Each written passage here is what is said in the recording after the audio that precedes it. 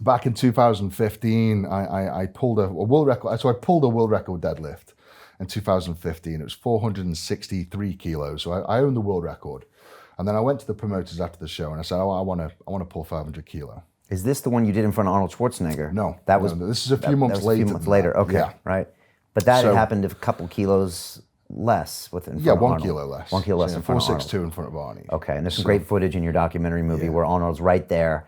Oh yeah. And him yelling helped. You think it did? It did. Okay. Well, the Arnold story was pretty good. You know, I competed in the Arnold Classic Ohio in 2015. This is my very first big international show since I became a pro strongman, and I flew out to Ohio. I did a whole week of competing. You know, really brutally heavy contest, the heaviest contest on the planet, and I came sixth out of at the top 10 in the world. And I was very down, very distraught, and very upset with myself. I just not long quit my job and sold my security business to sort of follow this journey of becoming the strongest man in the world. And I'd let myself down. And I'm packing my suitcases, getting ready to go home from Ohio. And then one of the promoters rings me up and sort of says, how would you feel about coming to Arnold's Classic Melbourne in Australia, and redeeming yourself? So I'm, okay, well, when is it? Well, it's this weekend. I'm like, oh, fucking hell, okay. So I pack my bags and get my plane ticket off to Australia. I go. It was, all in all, it was about a 40-hour journey to get from Ohio to Melbourne. And I get there and I'm having my evening meal the day before the contest, and then the promoter rings me up again. We've got Arnold Schwarzenegger coming to the Strongman Arena at 11 a.m. tomorrow morning. We want to do something special. So I'm like, okay, what do you want to do? Well, kind of thinking, you could pull a world record deadlift. And I'm like, oh, well, Jesus Christ. But then I remembered 6 months earlier, I'd pulled a world record deadlift and dropped it and got disallowed the lift. So I thought, well, hell, I'm going to do it. So I signed up for it. 11 a.m. the next morning, go through all the warm-up lifts, and there's 462 kilos on the bar. Everyone's waiting around. Arnold's a no-show. So, I say to the promoters and the referees, I say, I'm sorry, I'm gonna have to do it now. Arnold or no Arnold, it's gonna happen within this next 5 minutes, or else I'm not gonna pull it. So I get strapped onto the bar, start rocking this bar back and forth, and lean back, lean forward, start pulling this bar up, and then I just see this purple pair of loafers just appear on my right hand side, and the whole crowd atmosphere just changes. That it erupts. Anyway, I lock this deadlift out, and the referee gives me the down signal. I throw it down, and I just throw my straps off, celebrate with the crowd. Arnold was right there. He went to give me a high five, and I completely ignored him because I was too big time.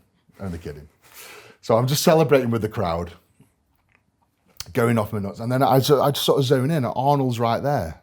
And we sort of walk over, and 3 of my life goals at this point in time were, number 1, to win the world's strongest man, number 2, hold the world record deadlift, and number 3, meet, shake hands, and make friends with Arnold Schwarzenegger. So I just killed 2 birds with 1 stone. And once I'd done the lift and realized Arnold was there, I went back over, we did the old Predator handshake, and it's like, Eddie, you monster, it was amazing, oh my God, you're so great. He was,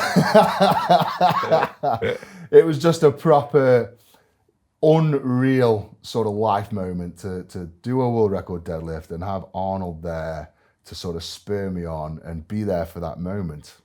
Why Arnold Schwarzenegger? Why was he so important to you? He's always been my childhood hero. I think my earliest memory I can ever remember is being 5 years old, watching the Terminator 2. And the memory is that I was sitting in my living room watching TV, and Arnie Schwarzenegger walks into a bar butt naked, kicks the shit out of about 20 outlaws, and then walks out with a new set of levers and rides off on a motorbike. And to me, that imprinted on me for the rest of my life. I wanted to be that action hero. I wanted to be the guy with the muscles and who was the movie star. And from that day forth, I just saw Arnold as an absolute hero inspiration. And, I really followed his life story, his career, and his sort of struggle that he went through to come up through Austria and, going through the army and then going to America and breaking into Hollywood, and all the struggles and all all the business and everything that he did to get there. It's an amazing story. And it inspired me throughout my whole sort of childhood. From 5 years on, it inspired me. And the way that you probably mess with people's heads, and that Yes. you go Hollywood a little bit too. Yeah, you have to, and I think that there's a lot of, back in the day, there's no denying it. You look at Arnold on his early documentaries, on his early sort of tapes, he was very, very arrogant. And you always relate successful people, very successful people, especially the Hollywood sort of guys, they tend to be quite narcissistic.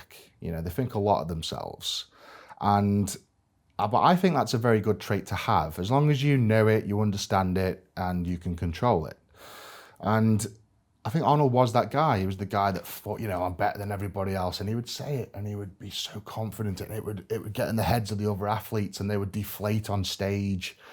And I took a lot of that from Arnie and put it into the strongman. And there's one thing I learned from Arnold is there's a big difference between arrogance and confidence. So arrogance is thinking you're the better than everybody else, but then confidence is knowing that you're better than everybody else. But in order to be that confident guy, you've got to be arrogant. You've got to believe it before you become it. And that's what Arnold did. He believed it before it happened. And he was the master of that. He was the master of foreseeing his future. So that's one of the main things I learned from Arnie is almost to trick yourself. You've got to believe yourself that you're going to be that big movie Holly star. You've got to believe that you're going to be the world's strongest man before you get there. Can anyone do that, you think? Well, I did it. You did it. I did it. You did it consciously, and then it became unconscious. It became a reality. It became real. I believed it. 19 years of age, I said I was going to win the world's strongest man. And at the time, I'm a 19 stone kid, just started in strongman, and I'm out there. And you can look back on my social media, I got absolutely slated for it.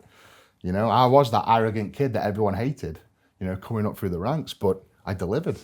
I believed it that much. I made it happen. And that's what I learned from Arnold, is to be that guy, to be that dreamer, to kid yourself until that dream becomes a reality.